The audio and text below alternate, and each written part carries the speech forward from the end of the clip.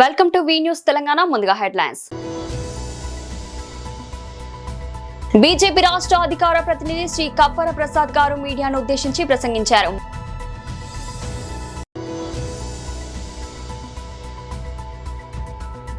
మాజీ మంత్రి ఎమ్మెల్యే కేటీఆర్ అసెంబ్లీలో మాట్లాడుతున్నారు.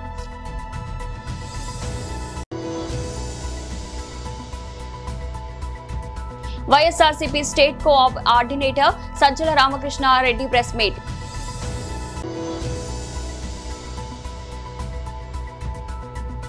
తిరుమలలో సింపుల్ గా బెల్లంకొండ శ్రీనివాస్ పెళ్లి.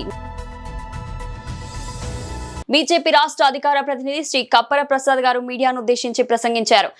మీడియా మిత్రులకు నమస్కారం. నా పేరు కప్పర ప్రసాదరావు. నేను భారతీయ జనతా పార్టీ రాష్ట్ర అధికార ప్రతినిధి. రాష్ట్రంలో అధికారంలో ఉన్న కాంగ్రెస్ పార్టీ, ప్రతిపక్షంలో ఉన్న బీఆర్ఎస్ పార్టీ, ఈ రెండు కూడా తమ కర్తవ్యాల్ని విస్మరించి రాష్ట్ర ప్రజానికానికి తీవ్రంగా ద్రోహం చేస్తూ ఉన్నాయి. ఈ రెండు పార్టీలు రాజకీయంగా విరుద్ధంగా ప్రకటనలు చేసుకుంటున్నప్పటికీ అంతర్గతంగా ఒకే దృక్పథంతో ఒకే ఉద్దేశంతో పనిచేస్తున్నట్టుగా స్పష్టంగా అర్థమవుతాం. ఇదొకటైతే ముఖ్యంగా ఈరోజు రాష్ట్రంలో ప్రధాన ప్రతిపక్షంగా ఉన్నటువంటి బీఆర్ఎస్ పార్టీ నాయకులు కల్వకుంట్ల చంద్రశేఖరరావు గారు పూర్తి బాధ్యతారహితంగా ప్రవర్తిస్తూ ఉన్నారు. వారు అసెంబ్లీ సమావేశాలకు హాజరు కాకపోవడం, అసెంబ్లీ సమావేశాల్లో ప్రజా సమస్యల్ని ప్రస్తావించకపోవడం, ఇవన్నీ గమనిస్తుంటే ఆయన తన విధి నిర్వహణలో పూర్తిగా విఫలమైనారనడానికి స్పష్టంగా సంఘటనలు కనిపిస్తూ ఉన్నాయి. ఈరోజు ప్రధానంగా ఏంటంటే కేసీఆర్ గారికి గజ్వేల్ నియోజకవర్గం ప్రజలు ఎలా ఇబ్బంది పడుతూ ఉన్నారు, వీరు సమావేశాలకు హాజరు కాకపోవడం వల్ల ఆ నియోజకవర్గం ఎమ్మెల్యే పేరుకే ఉన్న ఎమ్మెల్యే లేనటువంటి పరిస్థితి అక్కడ కనబడతా ఉన్నది. వీటన్నింటిపైన కేసీఆర్ గారికి భారతీయ జనతా పార్టీ తరఫున అధికార ప్రతినిధిగా ఒక బహిరంగ లేఖను ఈరోజు రాయడం జరుగుతూ ఉంది. ఈ బహిరంగ లేఖ ద్వారా కేసీఆర్ గారికి కొన్ని ప్రశ్నలు వేస్తూ ఉన్నాం. ఈ బహిరంగ లేఖను కేసీఆర్ గారికి రాస్తూ కొన్ని ప్రశ్నలు వేస్తూ ఉన్నాం ఆయనకి.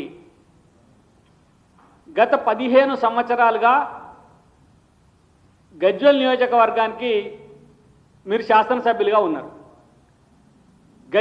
గజ్వేల్ నియోజకవర్గానికి శాసనసభ్యులుగా ఉంటే 10 సంవత్సరాలు ముఖ్యమంత్రిగా మీ అధికారిక కార్యక్రమాల్లో బిజీగా ఉన్న కారణాన్ని చెప్పుకొని ప్రజలకు దూరంగా ఉన్నారు.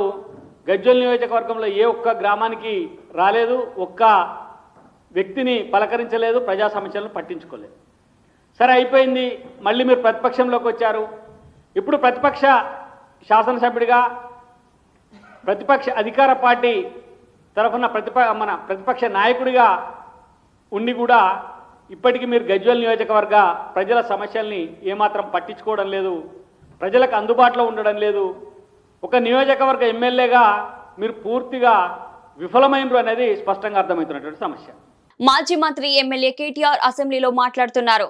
పవిత్రమైనది శాసనసభ కంటే పెద్దది ప్రజాస్వామ్యంలో ఏది కూడా లేదు సార్. కాబట్టి దయచేసి డీటెయిల్ ప్రాజెక్ట్ రిపోర్ట్ వెంటనే టేబుల్ చేయండి. లేకపోతే మంత్రి గారు మీరు చెప్పేది కానీ మీ అధికారులు చెప్పేది కానీ ఖచ్చితంగా తప్పు, సత్యదూరమైన మాట, ప్రజల్ని మీరు మిస్లీడ్ చేస్తున్నారు అని తప్పకుండా మేము అభియోగం మోపాల్సి ఉంటుంది. మీరు తప్పకుండా దానికి సమాధానం చెప్పాల్సి ఉంటుంది. డిపిఆర్ అనేది ఇప్పటి వరకు లేదు. మాకున్న సమాచారం ప్రకారం number 1 sir let me see clarification sir.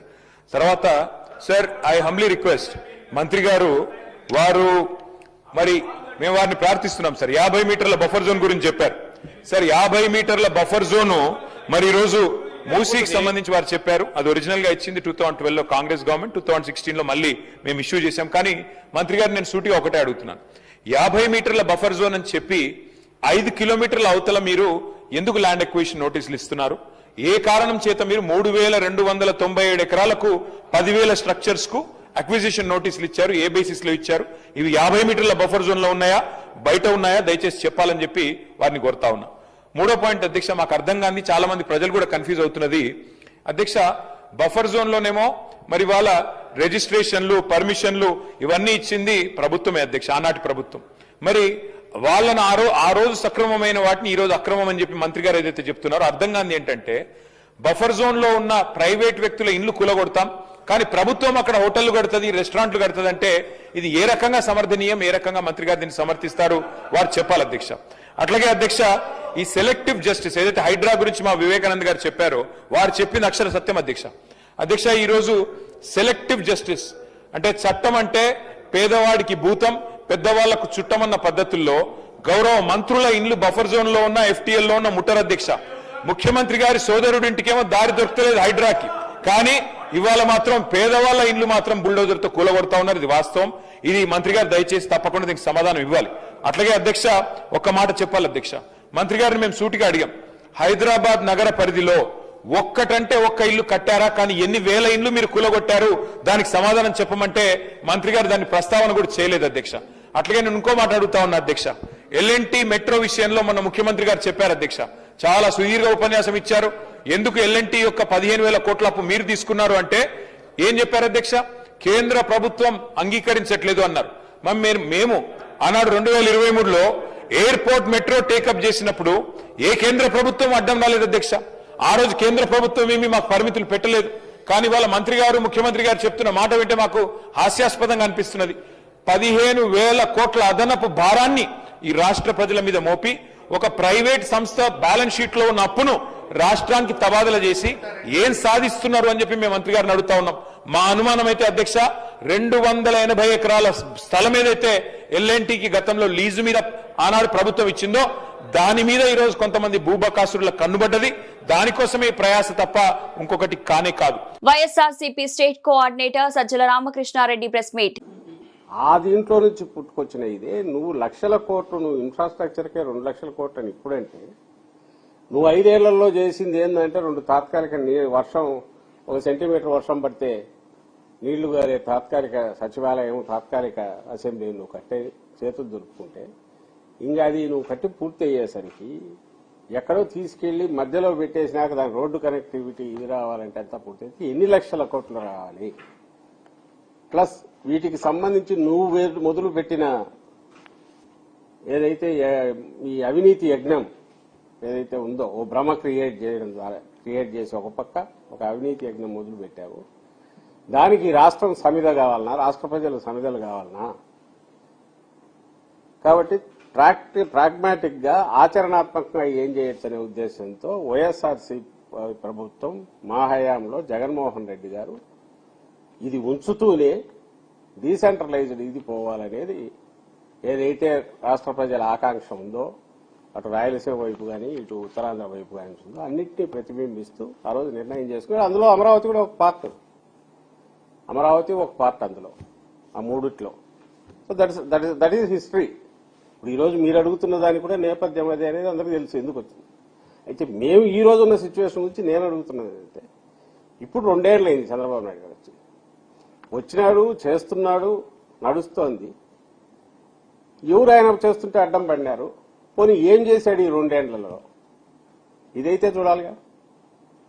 క్లుప్తంగా చెప్పాలంటే జగన్మోహన్ రెడ్డి గారు, వైఎస్ఆర్ కాంగ్రెస్ పార్టీ ఎన్ని లక్షల కోట్లు అయితే ఇది పూర్తవుతుందో తెలియని ఊహాజనితమైన చంద్రబాబు నాయుడు గారి ప్లాన్ ఏదైతే ఉందో దానికి పెట్టిన అమరావతికి వ్యతిరేకం, అట్ ది సేమ్ టైం ఏ అమరావతి అయితే ప్రజల రాజధానిగా, అందరి ప్రజల ఆకాంక్షగా ఉండేదానికి ఆయన ఎప్పుడూ వ్యతిరేకం కాదు కాబట్టి 19 ఎన్నికలకు ముందే ఇప్పుడు మనం నిలబడిన ఇక్కడ చంద్రబాబు నాయుడు కంటే చాలా ముందే భూమి కొనుక్కొని ఇక్కడే ఆఫీసు, ఇక్కడే ఇల్లు కూడా కట్టుకున్నారు శాశ్వతంగా. కాబట్టి దీని మీద మా స్టాండ్ అనేది ప్రత్యేకంగా చెప్పడానికంటూ ఏమీ లేదు. ఆయన చంద్రబాబు నాయుడు ఈ తీర్మానం చేయడం ద్వారా ఏం ప్రూవ్ చేసుకుంటున్నాడంటే తన డ్రామా ఇంకొక కొత్త డ్రామాకు తెరలేపాడు. ఇప్పుడు ఈరోజు వాళ్ళ పత్రికలు చూస్తేనే కనిపిస్తుంది. మళ్లీ భవిష్యత్తులో జగన్మోహన్ రెడ్డి లాంటి వాళ్ళు ఎవరన్నా వచ్చి దీన్ని ఏం చేయడానికి కూడా కాకుండా కట్టుదిట్టమైన కట్టడం వేసి పునాదులు తీసి ఒక తీర్మానం చేసి చేస్తున్నారు అని రాయడం ద్వారా అసలు విషయం పక్కకు పోయి ఇంకెక్కడికి తీసుకుపోతున్నాడు ఆయన. అంటే తీర్మానం చేయగానే ఇంకంతా అయిపోయింది. నిజంగా నీకు తీర్మానం చేయాలనుకుంటే నువ్వు కౌన్సిల్ కూడా పిలవాలా, అందరినీ పిలిచేయాలా, అన్ని చోట్ల డిస్కషన్ జరగాల. Tollywood young and dynastic hero Bellamkonda Srinivas పెళ్లి వార్తలు ఇప్పుడు ఫిలిం నగర్ లో హాట్ టాపిక్ గా మారాయి. డెస్టినేషన్ వెడ్డింగ్స్ హడావిడిలో ఉన్న నేటి కాలంలో ఈ యువ హీరో మాత్రం ఆధ్యాత్మిక క్షేత్రం తిరుమలలో అత్యంత నిరాడంబరంగా వివాహం చేసుకోవాలని నిర్ణయించుకోవడం విశేషం. బెల్లంకొండ శ్రీనివాస్ తన మనసు గెలిచిన అమ్మాయి కావ్యను మనవాడబోతున్నారు. ఈ నెల మొదట్లో జరిగిన ఒక ఫ్యామిలీ ఫంక్షన్ లో ఆమెను పరిచయం చేసినప్పుడే అందరూ అది నిశ్చితార్థం అనుకున్నారు. కానీ అది కేవలం ఇరు కుటుంబాలు కలుసుకున్న సందర్భం మాత్రమేనని ఆయన క్లారిటీ ఇచ్చారు. ఇక ఇప్పుడు పెళ్లికి సంబంధించిన కీలక తేదీలు బయటకు వచ్చాయి. ఏప్రిల్ 5న హైదరాబాద్ లో బెల్లంకొండ శ్రీనివాస్ కావ్యాల నిశ్చితార్థం ఘనంగా జరగనుంది. ఏప్రిల్ 29న కలియుగ దైవం వెంకటేశ్వర స్వామి సాక్షిగా తిరుమలలో వీరిద్దరి వివాహం చాలా సింపుల్ గా కేవలం సన్నిహితుల సమక్షంలో జరగబోతుంది. మే 1న హైదరాబాద్ టాలీవుడ్ ప్రముఖులు రాజకీయ నాయకుల కోసం భారీ రిసెప్షన్ ఏర్పాటు చేయనున్నారు. శ్రీరామనవమి పర్వదినాన్ని పురస్కరించుకుని నగరంలోని 43వ డివిజన్ బొందిల వీధిలోని హనుమాన్ ఆలయాన్ని రాష్ట్ర మంత్రి నారాయణ తన సతీమణి రమాదేవితో కలిసి సందర్శించి ప్రత్యేక పూజలు నిర్వహించారు. ఈ సందర్భంగా మంత్రి దంపతులకు హనుమాన్ మందిర్ ట్రస్ట్ సభ్యులు ఘన స్వాగతం పలికారు. అనంతరం మంత్రి నారాయణ మాట్లాడుతూ రాష్ట్ర ప్రజలందరికీ శ్రీరామనవమి శుభాకాంక్షలు తెలిపారు. శ్రీరామనవమి వేడుకలను అత్యంత భక్తి శ్రద్ధలతో నిర్వహిస్తున్న ట్రస్ట్ సభ్యులను, సేవకులను ప్రత్యేకంగా అభినందించారు. సీతారాముల ఆశీస్సులు ప్రతి కుటుంబంపై ఉండాలని, ప్రతి ఇంట ఆనందం, ఆరోగ్యం, ఐశ్వర్యం నెలకొనాలని ఈ సందర్భంగా మంత్రి దంపతులు ఆకాంక్షించారు. ఈ కార్యక్రమంలో టీడీపీ నేత వేమిరెడ్డి విజయభాస్కర్ రెడ్డి, స్థానిక నాయకులు పాల్గొన్నారు.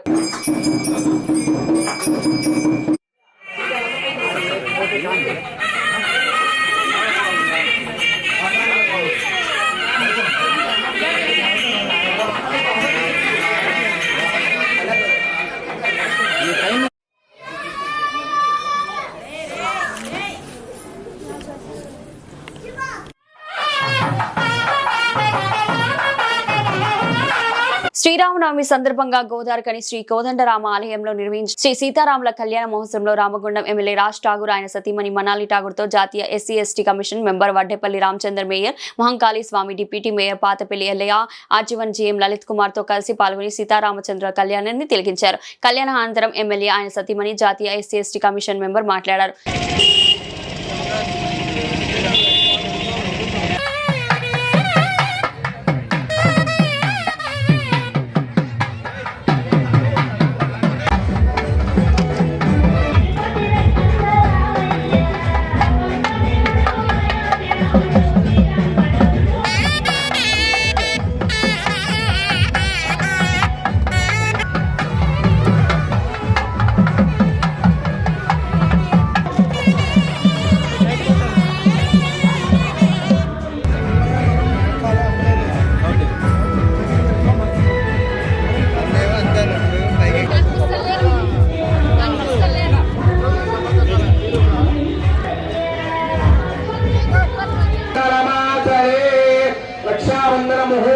ముహూర్తో అస్తు ఆమె చెప్పాల్సిందిగా సూచన చేస్తున్నాం.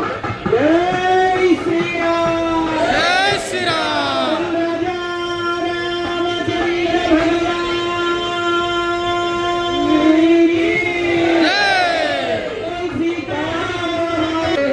అంగవంగకలింగగా స్మీరగాంబోజ గౌరీర గౌరాష్ట్ర మహారాష్ట్ర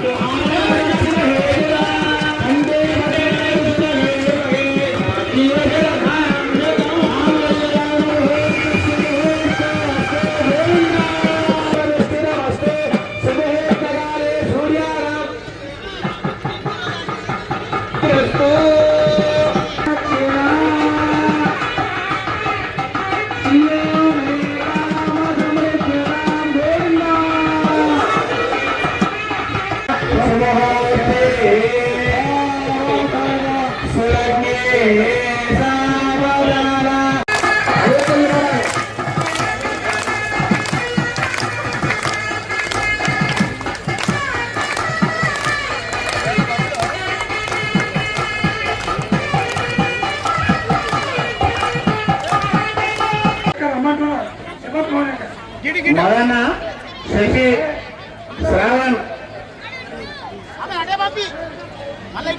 అందరు కానీ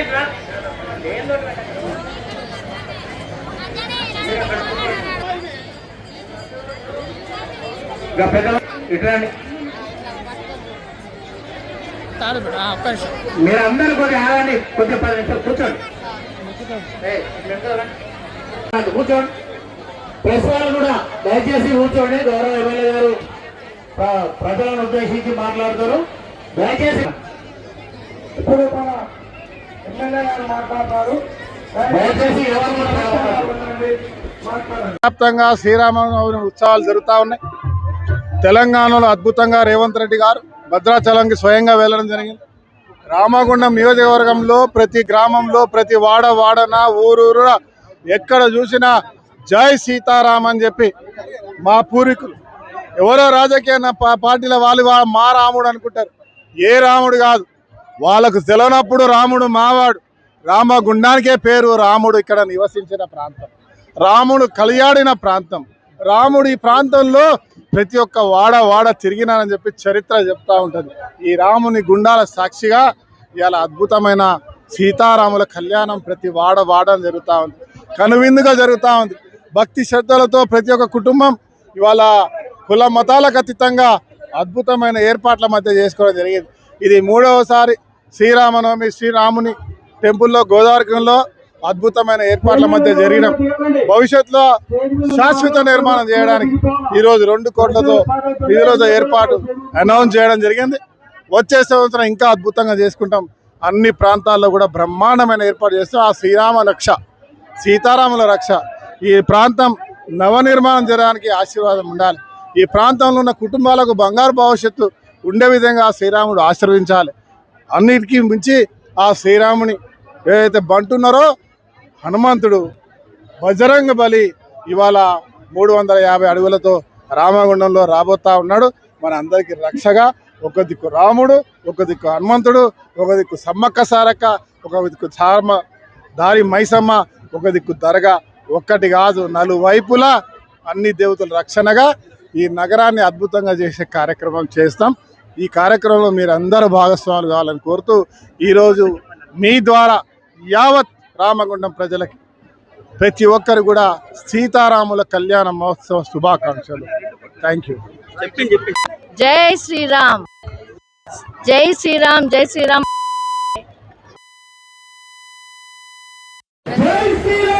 ఈరోజు ఇంత రంగరంగ వైభవంగా మా రాష్ట్రపతి గారికి మా కుటుంబానికి ఈ ఆశీర్వాదం ఆ దేవాది దేవుడు ఇచ్చిందంటే ఆయనకి 2 చేతులు జోడించి ఆ దేవుడిని ఆశీస్సులు ఎప్పుడు కూడా పైన ఈ కుటుంబం ఇక్కడ ఉన్న కుటుంబాలందరికీ న్యాయంగా ఇక్కడ ఉన్న ప్రతి ఒక్కరికి కష్టం లేకుండా ఈ రోజు ఇంత రంగరంగ వైభవంగా అసెంబ్లీ ఉన్నా కానీ వచ్చి నేను ఇక్కడే ఉండి ఇక్కడ ఉన్న మా చైర్మన్ ఉన్న కాంగ్రెస్ కుటుంబం అందరూ కూడా ఇక్కడ అన్ని ఏర్పాట్లు బ్రహ్మాండంగా చేయడం జరిగింది.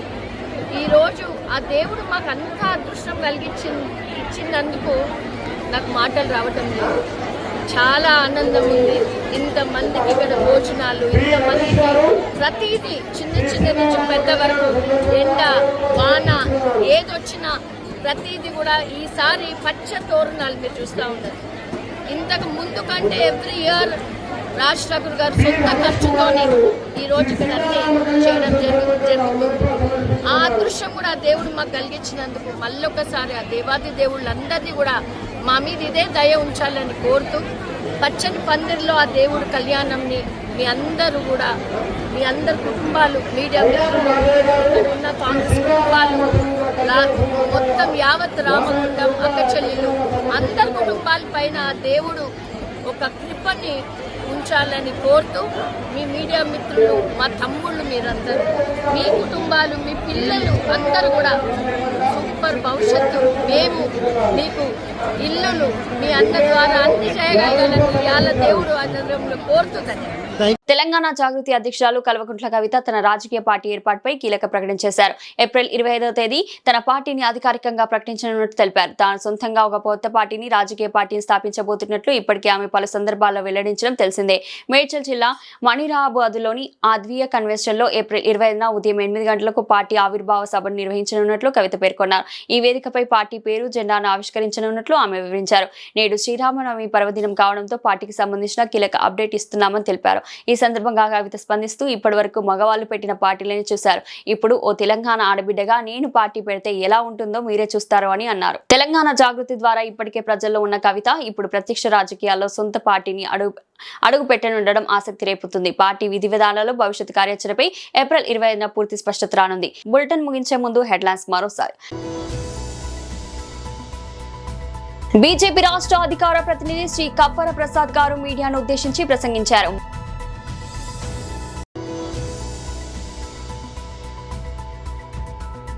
మాజీ మంత్రి ఎమ్మెల్యే కేటీఆర్ అసెంబ్లీలో మాట్లాడుతున్నారు.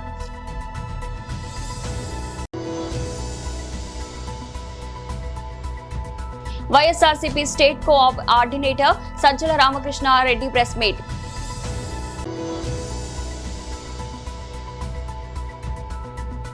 తిరుమలలో సింపుల్ గా బెల్లంకొండ శ్రీనివాస్ పెళ్లి. ఇది ఈ రోజు బులెటిన్. మరో బులెటిన్లో మళ్ళీ కలుద్దాం. అంతవరకు సెలవు.